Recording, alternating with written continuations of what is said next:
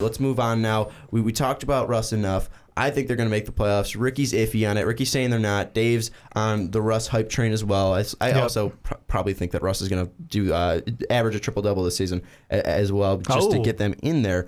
I'll throw that out. That's a little soundbite there. It's a little hot take there. But let's move on now to the other superstar who's pretty much out on his island here. I would say he's a superstar. Yeah, he is. Anthony Davis. That's like giving you shit. Out on his island in New Orleans, and they've been decent of late. If we're looking at the last 10, 6 of 4 here. Well, and you look at the last 6. Just start right there. Let's be honest. Hold on now. I mean, they lost to Portland, and they had a loss against Orlando. And they had a loss. Sandwich in that between that. I mean, they lost. They beat Milwaukee, but the reason they've been winning has really been kind of attributed to the return of Jrue Holiday. After his wife was dealing with health issues, he's come back, and you're seeing Jrue Holiday make an impact here out on the court for the New Orleans Pelicans, and that's really talking and getting this discussion going of, can the New Orleans Pelicans be a dark horse playoff team and possibly be a team that slips in at 8 because of Jrue Holiday being able to be that distributor and be that second scorer for the Pelicans, possibly off the bench if they do keep Tim Frazier in the starting lineup. And then you have obviously Anthony Davis, who's a monster, who's able to put up 45 a night or 38 a night. Are the Pelicans a dark horse playoff contender now with the return of Jrue Holiday? Drew's a game changer for them. If you have seen any of their earlier season games where it was, 4 people watch Anthony Davis play basketball, completely different team now. They've grown a bit since then as well, but like adding him into the mix changes the dynamic of this team. It changes the way they run, and it gives them better shot opportunities all around. He gets great shots, and he creates shots for other people on this team. So it's really one of those impactful players where he can make other people around him better, and he makes his team better just by being out there. So, look, I'm with you. I think that they have a legit chance to be a dark horse. My concern with Jrue Holiday is the same as it's always been. It's how many games is he going to play this year? He's played 82 games once in his career. Obviously, health issues. This time off the start of the season wasn't his own health issues, but there's a chance that, he's going to get hurt or he's going to go down. I'm sorry, the dude, he's just like jinxed. I don't know what you want to call it. He's just bad luck when it comes to staying healthy during the NBA season. Well, and I mean, I look at the last few games that the Pelicans have played, and I mean, you look at opponents, like they do have some good wins. Like Charlotte had been a hot team the last time we talked about them. You beat them in overtime. You go to Atlanta, get a win. You split with Portland. And then Minnesota, I'm kind of going to push that win to the side because Minnesota hasn't been who we thought they were. To me, the big thing for this team... They were still 0-7. You want to crown their ass? So wins are wins for this Pelicans. No, I know. But, I know your point. The thing that I'm looking for is after this weekend, starting on Tuesday, you get the young Laker team that, I mean, they're not like... They're shooting fire. You overlooking the Dallas team. Mavericks here? I am overlooking Dallas in Dallas. But you get the Lakers, then you go against the Clippers, both at home. Then you get OKC and you get Memphis. What can you do in those 4 games in that stretch? Oh, and by the way, the Oklahoma and Memphis games back-to-backer. Let me also add something here, too, to that mix. There's reports that Mr. Tyreke Evans, who is a big scorer who had one of his best seasons last year in the 25 games he did play, could return from his knee injury the first week of December. That means they might have him for the LA Clipper game, the Oklahoma City game, the Memphis game. And even if he doesn't come back in the first week, then on December 10th you have LA again. That one's going to be at the Staples Center. Then on the 13th you have Golden State. Then you have Indiana, Houston, San Antonio, Oklahoma City again. So you also are getting Tyreke Evans here. So with the addition of Jrue Holiday, with the possible addition of Tyreke Evans, and if both of those players can stay healthy, because we know that's a lot to ask from both of those players, can they possibly knock out a team like the Oklahoma City Thunder to get into the playoffs? I think so. This is a team that it kind of seems like, hey, Anthony, hold down the fort for us. Try to hold it down. Wait for us to get back. By breaking records.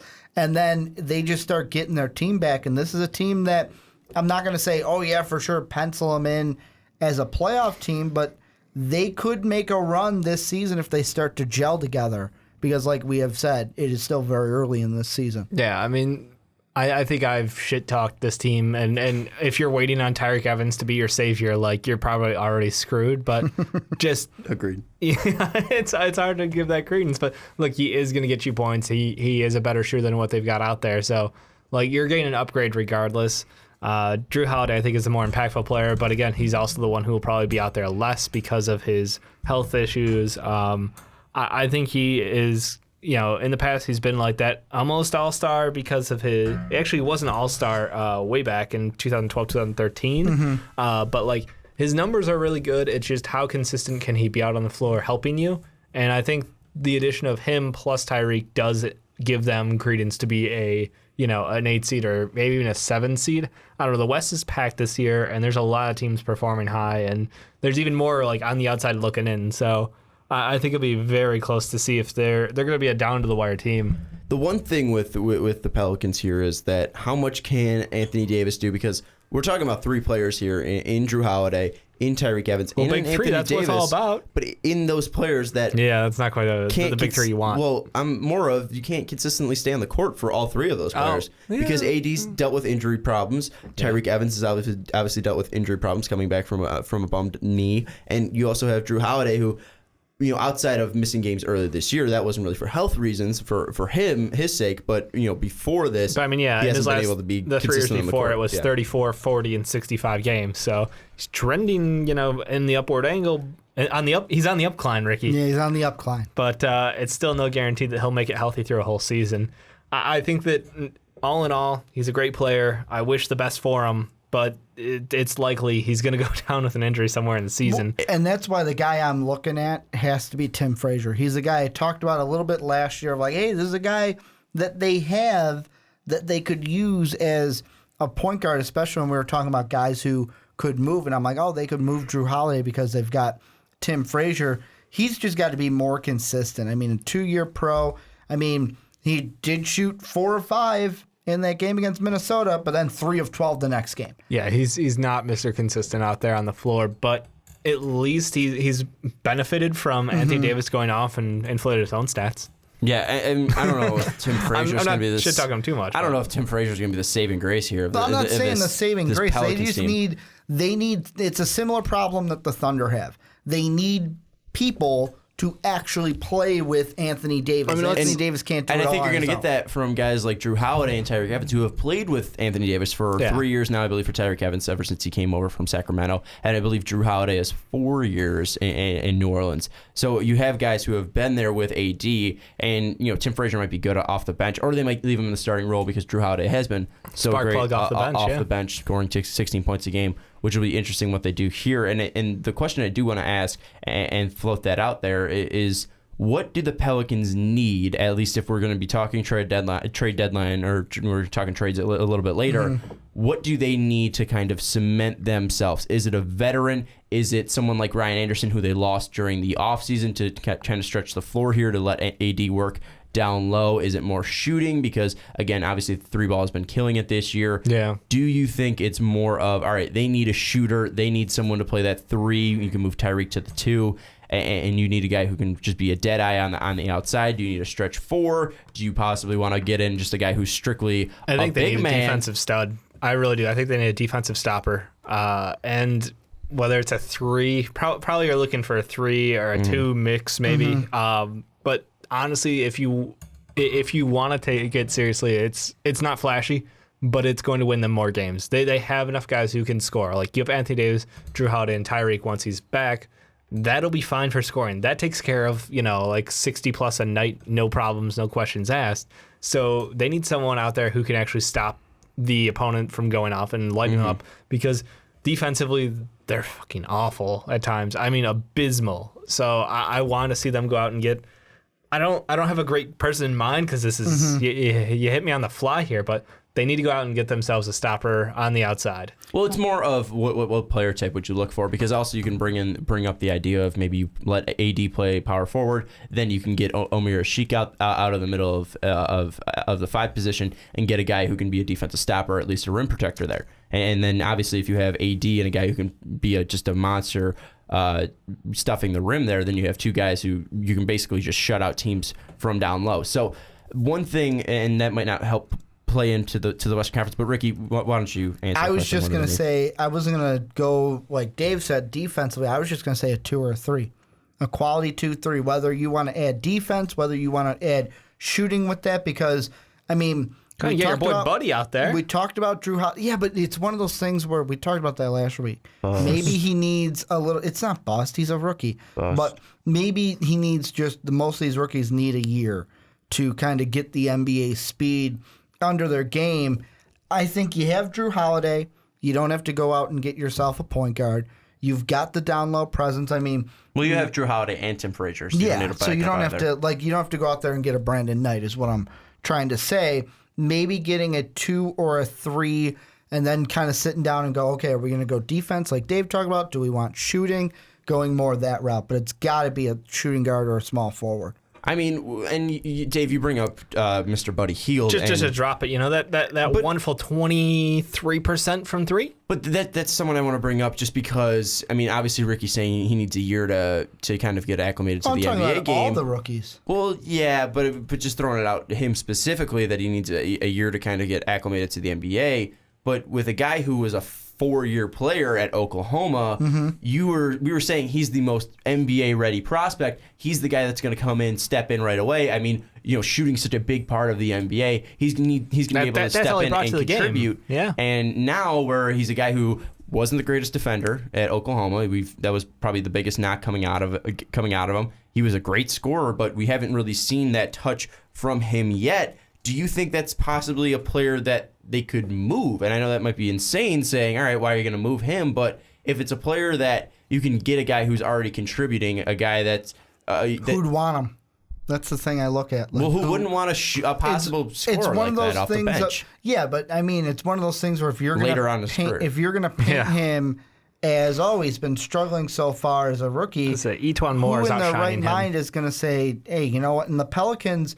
I'm saying he's not a main piece in the deal. Well, they're in a situation right now where they're fine with just him doing his own thing because really they drafted Chuck Diallo. We've only seen him one game. And I look at this team rookie-wise and I go, hey, you know what? They're getting most of the minutes from Etuan Moore and Langston Galloway at that shooting guard position. And we're maybe Buddy Hield. This team is going, hey, you know what? You do you, and then when you come, you're here. Say Etuan Moore. Etuan Moore? Etuan? Why are you putting so much emphasis? It's Etuan Moore. It's Etuan Moore. It sounds French. I don't know. Yeah, you're trying to sound Spanish. Isn't it Tuan? Etuan Moore? Etuan Moore. You looked at me like I said it wrong. I'm like, no, I said it right. You just add a little extra je ne sais quoi. Yeah, this isn't like, we're not going to stop and re-record it. It seems weird the way you're saying it. It seems like you're adding a lot of French to it. Etuan Moore. All right, anyways. Now it sounds, the more you're saying it sounds, but a guy that we compared Buddy Hield to coming out of college relentlessly was J.J. Redick. Yeah. We didn't stop the comparisons because in college and all this, and looking now at J.J. Redick's rookie stats, he played 14 minutes. Looking at Buddy Hield, he's playing 17, so a little bit increase minutes-wise here. But J.J. Redick was a better shooter from the floor, shooting 41% from the field. Buddy Hield shooting 36% from the field. And threes, J.J. was shooting 38% from three, and Buddy Hield was shooting 23% now. But here's the thing. But he is averaging more points. But think about this with J.J. What team did he start his career with? Orlando. A shit team. He didn't really start to become himself until he got to a team like the Clippers. But what I'm saying is J.J. Redick was still has better stats than Buddy Hield right now, and they were both on crap teams. Adding in, I think that was before Orlando got good. Yeah, but and it's also you have to look back to see who Orlando had at the shooting guard position. Like I said, you have Moore and Galloway ahead of Buddy Hield, so this Pelican team isn't immediately trying to push Buddy Hield. No offense to our biggest fan, Langston Galloway here, but Buddy Hield should be jumping Langston Galloway in the depth chart. I'm not saying that these guys are like primetime players, but I'm saying that maybe the team and maybe the coaching staff is like, hey, you know what? Let's put these two ahead of them right now. Maybe they're seeing something they don't like out there. Maybe they're seeing Buddy Hield needs something to grow. I think it's just a matter of time. I think he's going to ride that. He's going to be 3 deep at the 2 guard for probably the entire year. He's getting decent enough minutes right now. He should show something, but I honestly am a little concerned for him early on. I think most people who had the expectations, that he would come and be that instant impact kind of player, are a little disappointed. So I think this is going to be we're going to watch the rookie season. Could be as bad as McBuckets. There's another guy who came out shooting. He was known for a shot. And another senior player. Yeah. So I don't know. I mean, it's one of those things where I think Buddy needs time. It's unfortunate because I think they really could have used someone like him out there when he was playing. I'm not expecting him to drop 30 like he did in college, but give him 10 a night, give him 12 a night. That'd be nice. Just saying, Jimmer Fredette had better stats than him. Oh shit. Just saying. And also about Dougie McDermott, Wooden Award winner. Dougie McDermott. Just like Buddy Hield, Wooden Award winner. Anyways, can they be a dark horse playoff team? Let's get back to the actual question. Dave, yes or no?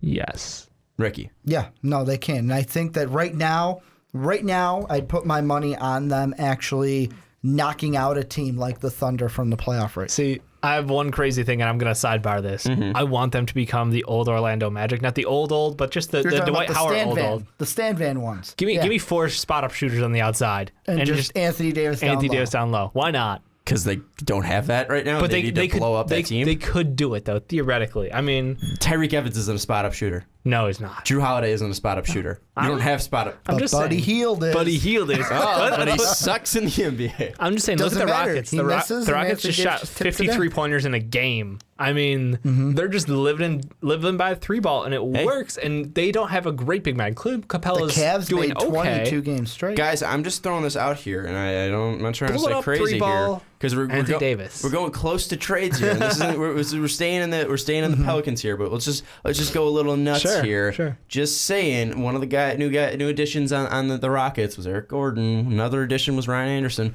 both former Pelicans. Maybe you can make a move and maybe put AD there. Then you could just have AD down low, then just blow it up. Am I crazy? Am I crazy? I mean, that's the thing. It's crazy. like, look. Trades? Talking trades? It's shitty because they had better shooting last year. They had better pieces last year, and they obviously they're taking this team in a different direction because they saw some success last year and they made a playoff push.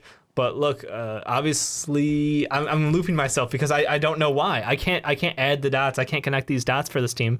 They made some poor choices. I'm just gonna say it. They shouldn't have done it. I don't think getting rid of Eric Gordon was the worst idea because Eric Gordon is a guy who's been plagued by injuries. So then you have a guy like Jrue Holiday, Tyreek Evans, Anthony Davis, Eric Gordon, who's plagued by injuries. I mean, that just doesn't make for a good team. Ryan Anderson. But then Ryan Anderson, I think that might have been the one where it was iffy if you should have let him go or not because he was a dynamic player, but also he was a guy that was in concentrate talks and he possibly just did not want to stay in New Orleans. So you can't really blame Who New wants Orleans to be in New Orleans, apparently. No one. I don't blame him. Chris Paul didn't want to be in New Orleans, and that's why he left.